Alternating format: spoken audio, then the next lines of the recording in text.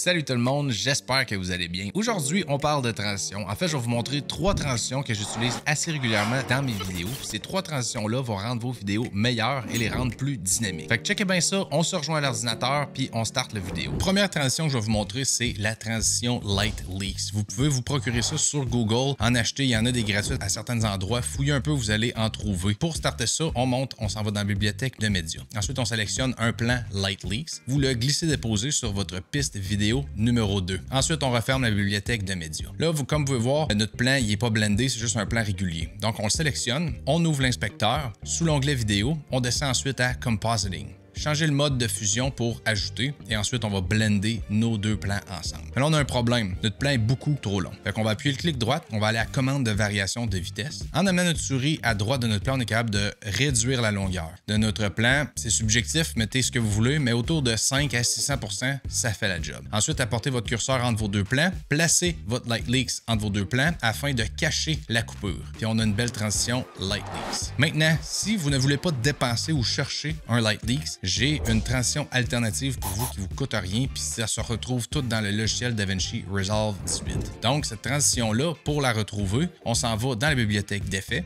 Ensuite, on s'en va à transition vidéo et soit on monte ou on descend jusqu'à temps qu'on trouve transition fusion. Sélectionnez la première, Brightness Flash. Glissez-déposez entre vos deux plans, fermez votre bibliothèque d'effets et ensuite, quand on fait play, on a une belle transition de Brightness Flash. Si vous sélectionnez votre transition, ouvrez l'inspecteur, vous avez un menu, vous pouvez jouer avec les paramètres afin de tweaker cette transition-là. La deuxième transition que je vais vous montrer, c'est un Digital Glitch Transition. Fait que pour faire cette transition-là, amenez votre curseur en plein centre de vos deux plans. Tassez à gauche de 6 frames, c'est subjectif, vous pouvez changer ça. Ensuite, 6 frames à droite aussi de l'autre plan, coupez ça. Vous pouvez sélectionner ces deux plans-là, puis changer la couleur afin de rester organisé.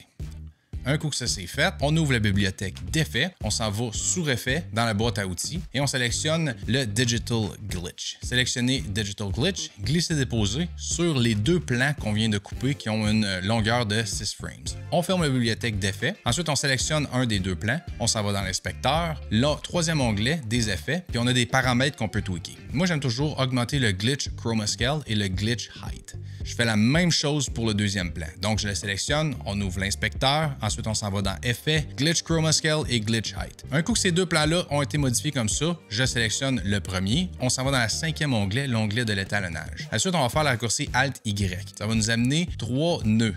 Ça va être le RGB pour rouge, vert et bleu. On sélectionne le premier. Sur le toolbar au centre, on s'en va à échelle. Un coup qu'on a sélectionné échelle, on s'en va au quatrième sous-menu qui est échelle des nœuds. Sélectionnez-le et ensuite zoomez. Ce que ça va créer, c'est qu'on va splitter le rouge de notre écran.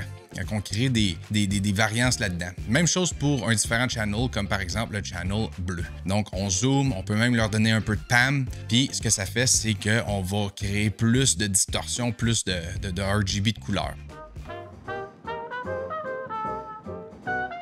Pour voir cette transition-là, boom, on a une transition Digital Glitch. Pour la transition finale, qui est une transition super simple, on ouvre la bibliothèque d'effets, on s'en va à transition vidéo. Ensuite, on sélectionne le Zoom In.